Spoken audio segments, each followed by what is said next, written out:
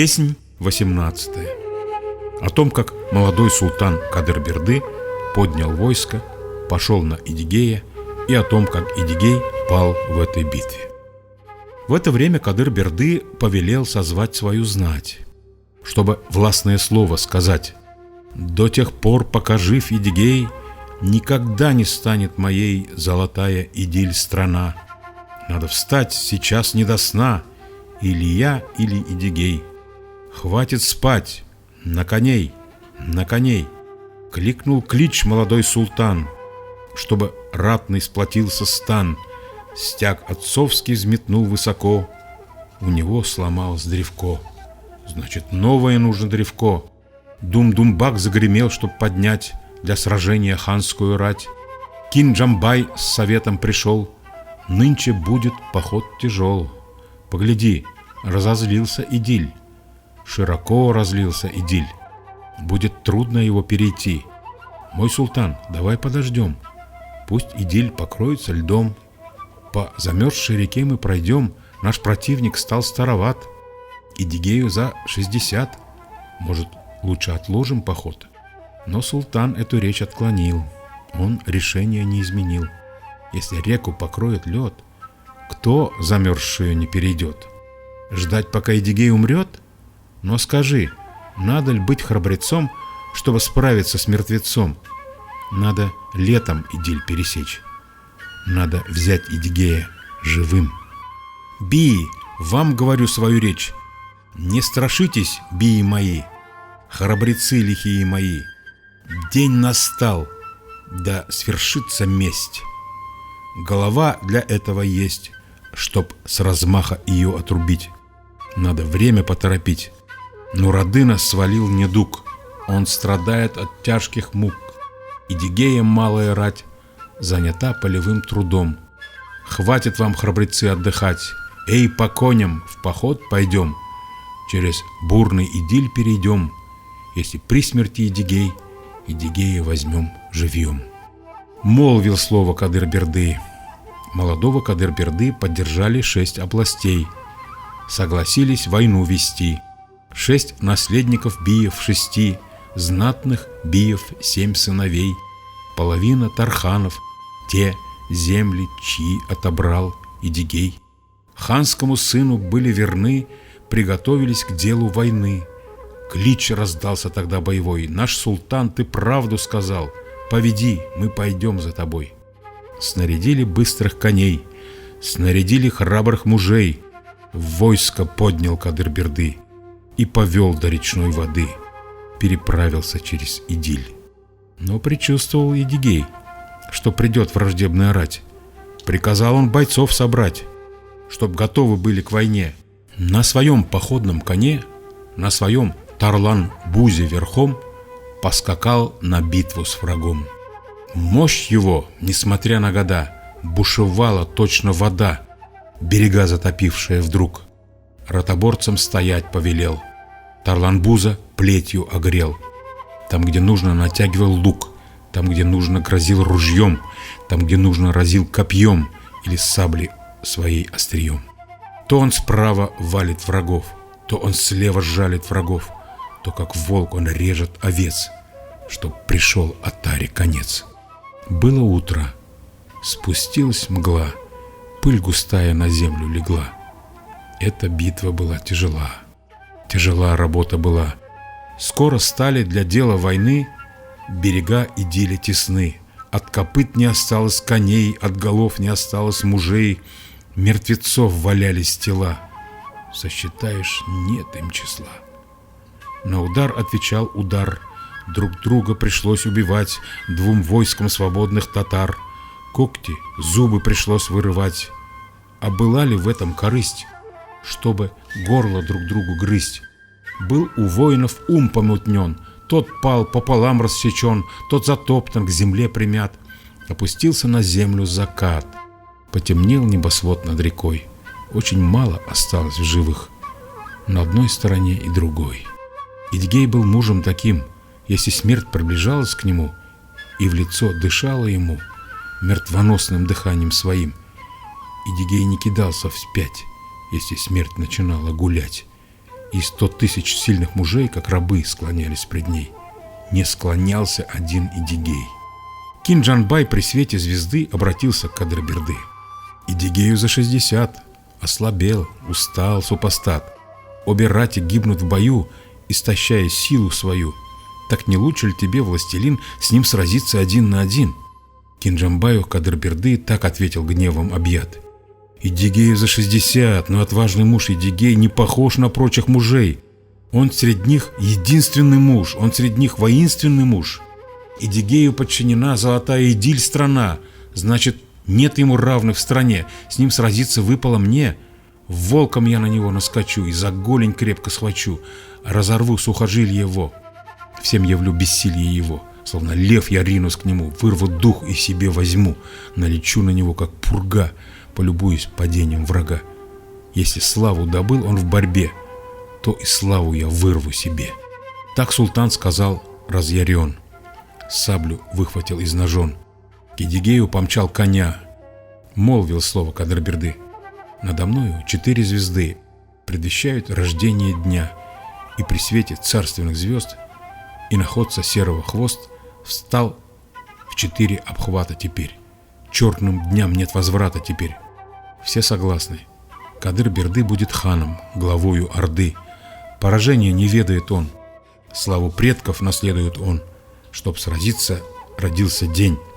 На себя кольчугу надень, ты секиру в руки возьми, перед всеми предстанешь людьми, чтоб рубиться родился день. Так ответствовал Идигей. Чтобы над головою твоей воссияли 4 звезды, на земле не родился день. Чтоб хвоста твоего скакуна увеличилась толщина, на земле не родился день. Чтобы стал главою Орды слабосильный Кадыр-Берды, чтоб на троне поднялся он, с Токтамышем сравнялся он, на земле не родился день. Чтоб с секирой в кольчуге стальной ты сумел схватиться со мной, чтобы первым удар мне нанес, на земле не родился день. Молодой султан произнес: «Я как облако в страшный мороз, на тебя прольюсь леденя. Дело есть к тебе у меня, это дело битва, резня». Так ответствовал Идигей: «Я с тобой, у которого снег из морозных сыплется век, чьи ресницы льдинок белей, с тем, кто ищет для битвы меня, кто пришел все вокруг леденя, состязаться еще могу. Моему надо помнить врагу, лев, хотя он годами стар, нанести способен удар. Хватит сил, чтобы врага поразить, чтобы свечку одну погасить». Так тягались при встрече мужи, и, явив красноречие мужи, друг на друга подняв топоры, налетели, как 2 горы. Крепких лад зазвенела медь, щит с другим, столкнувшись щитом, словно гром начинал греметь. Вся земля разверзлась тогда, 2 горы, казалось, тогда в бой вступили, себя не щадя, и в живых остались, хотя по земле провели они шрам. 2 врага 2 подобны горам, на земле пламенеет порез. Поднял палец Идигей, 6 батманов был ее вес, но ударил секиры своей Идигея Кадыр-Берды. Зазвенел Идигей щит, и, услышав, что он трещит, Идигей поднял палец вновь. Но секирой ударил вновь быстрый на руку Кадыр-Берды. Просочилась сквозь латы кровь. Молодой султан был удал. Захотел секиры своей в 3-й раз нанести удар, но отважный муж Идигей трижды палицу покрутил. Хоть была она тяжела, весом в 6 батманов была, и ударил да так, что спина раскололась у скакуна. Покачнулся султан, чуть дыша, а из темени брызнула кровь. Вместе с кровью ушла и душа. Мертвый султан свалился в прах. Охватил его биев страх. Повернул коня Идигей. Поскакал он к рати своей. Тут воскликнул Мурза-Барын: «Токтамыш был наш властелин, прекратился теперь его род. Кто на ханский престол войдет? Ханом теперь кого назовем?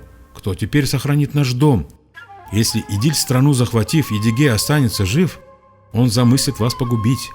Токтамышевы бии тогда разразится над вами беда. Перестанете биями быть. Что вы скажете мне в ответ? Кто на ханский престол зайдет? Станет ханом у нас только тот, кто, помчась Идигею вослед и, догнав, обезглавит его, кто в живых не оставит его. Чтобы его догнать смельчаки, будем быстры, будем ловки. Пол души еще теплится в нем, у него и ее отберем. И тогда так сказал барин. 6 вельмож, 6 знатных мужей и 12 ратных мужей Едигею помчались вослед. Боевых погнали коней, ищут, рыщут, где Едигей? Но вблизи Едигея нет, и вдали Едигея нет. Мчатся, настичь его спеша, вот и озеро гладко блестит, возле зарослей камыша увидали следы от копыт. Начались у озерной воды, но теряются дальше следы. 6 вельмож, 6 знатных мужей и 12 ратных мужей, говоря, убежал Едигей, повернуть решили коней. Но сказал им барин Мурза: нас обманывают глаза, да, следов потерян конец, но, видать, Едигей хитрец. Пятя коня и тихо дыша скрылся в зарослях камыша. Не поворачивайте коней. Если жив еще Едигей, мы его в камышах возьмем. Попытаемся, позовем. Быть не может, чтоб Едигей не откликнулся из камышей. Возле камышовых стеблей громко барин запричитал: был великим муж Едигей, был могучим наш аксакал, и владел он таким конем, пятна белой глины на нем. Мужем таким был Едигей, многих старше, он был всех мудрей. Говорил он всегда тому, кто моложе его был на год: погоди, единственный мой, выстрелю я, как время придет. Говорил он всегда тому, кто был старше его на год: подожди, единственный мой, первым стреляй, пришел твой черед. Услыхав, что барин говорил, и поднявшись из камышей, так ответствовал Едигей: серого скакуна я свалил, я секирою раздробил с золотыми застежками щит. Мною Кадыр-Берды убит. Неужели я вас побоюсь? Никуда не годные вы, пугало огородные вы. Погодите, я появлюсь, вашей кровью омою свое, в битвах прославленное копье. Саблей взмахну и гром разбужу, молниям засверкать прикажу. Вырвался вперед Едигей, и задрожали близ и даль. Обнажил он сабли своей грозную дамасскую сталь. Как взмахнет он левой рукой, кровь течет багряной рекой. Как взмахнет он правой рукой, души вылетают из тел. И хотя на коне не сидел, бил, крушил, громил Едигей 6 вельмож, 6 знатных мужей и 12 ратных мужей окружили со всех сторон пешего, чтоб был сокрушен. Стрелами 6 поражен и 12 копий пронзен. Вел такую войну Едигей. Кровью чьи ручьи растеклись, головы камышей налились, речь такую повел Едигей: страх неведом душе моей, не пугайте, я не боюсь. Если настал мой смертный час, никуда не скроюсь от вас, и от смерти я не спасусь. Ради родной земли я жил, счастьем народа я дорожил, только добру я службу служил.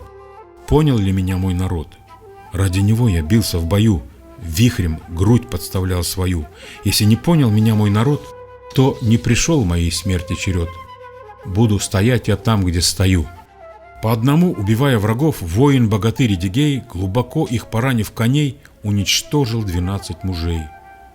Но раскрылись раны его, что ни миг он слабей и слабей. Тут подъехал к нему барин, с саблей обезглавил его, тело окровавил его. Отделилась от плеч голова, и, катясь, сказала слова: что тебе я сделал, барин? Пусть в роду твоем ни один брата никогда не найдет. Пусть погибнут твой дом и род. Хана я сверг, чей день померк. Я и ханского сына не зверг. Ханом и ты не станешь вовек. Ты отверг и мир, и любовь. Не молоко ты пролил, а кровь. Кровью моей упился ты, но чего же добился ты? Вот увидишь, что будет с тобой, если восстанут двинуться в бой Аждаркан, Казань и Крым, чтобы тебе и людям твоим за погибель мою отомстить. Платой крови будешь платить. Эти слова, сказав голова, повернувшись к солнцу сперва, произнесла запекшимся ртом: к свету будущий день не придет, если сами к нему не придем. Так сказав, испустила дух. Стало темно и тихо вокруг. Голову, что отрубил Барынбей, на копье нацепил Шеренбей. Смута настала в Идиль-стране. Гибли в междоусобной войне множество отцов и детей, как предсказал муж Едигей. Темный день на землю пришел, сотворенный Чингизом престол стал престолом, где кровь лилась. Ханский дворец исчез из глаз. Край разоренный стал пустым. Отошли друг от друга тогда Аждаркан, Казань и Крым. Золотая распалась Орда.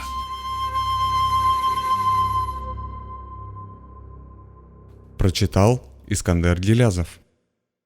Запись аудиокниги Дастана Идыгей — совместный проект интернет-издания «Миллиард татар» и радио Титап.